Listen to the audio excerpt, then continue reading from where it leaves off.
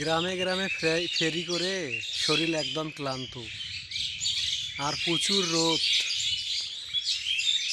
তাই বসে একটু রেস্ট করতেছি বটগাছের নিচে।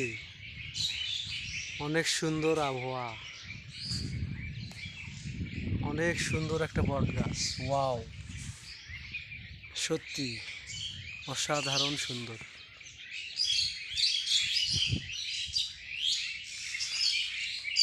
অনেক সুন্দর বাতাস, খুবই ভালো লাগতেছে।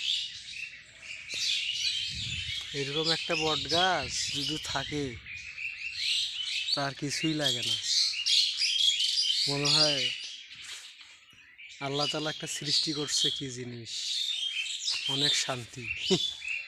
এটাই বাস্তব। বাইক নিয়ে ঘুরতেছি তবুও গরম লাগতেছে। পাড়ার মধ্যে যখন ঢুকতেছি বাইক নিয়ে, কেউ বলতেছে আমি মাল কিনবো, তখন আরে ভাই ঢেলাসছেন ভাই, এই যে ফল দিয়ে মাথায় বাড়ি মারে। আসলে বট গাছের ফল, পাখিগুলো খালি কিচির মিচির করেই এই ফলগুলো খায়, দেখছেন? পাখির ফল, খাদ্য। অনেক সুন্দর বট গাছ, নিলিবিলি, কেউ নাই, একাই বসে আছে।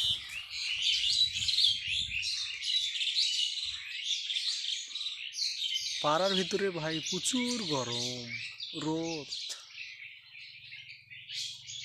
পুরুষ মানুষের জীবন এরকমই, কষ্ট,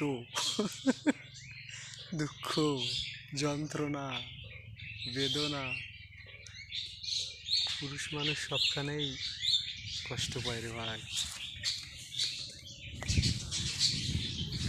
বট গাছটা মাশাআল্লাহ অনেক সুন্দর পরিবেশ,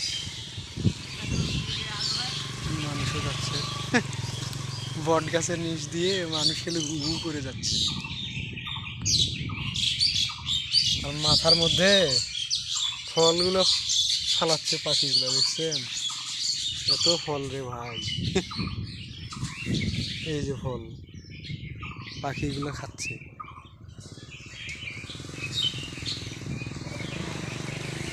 বট গাছের নিচ দিয়ে মানুষ খালি বাতাস খাচ্ছে আর বাইক নিয়ে খালি হু হু করে যাচ্ছে। এটাই বাস্তব। এই পাখি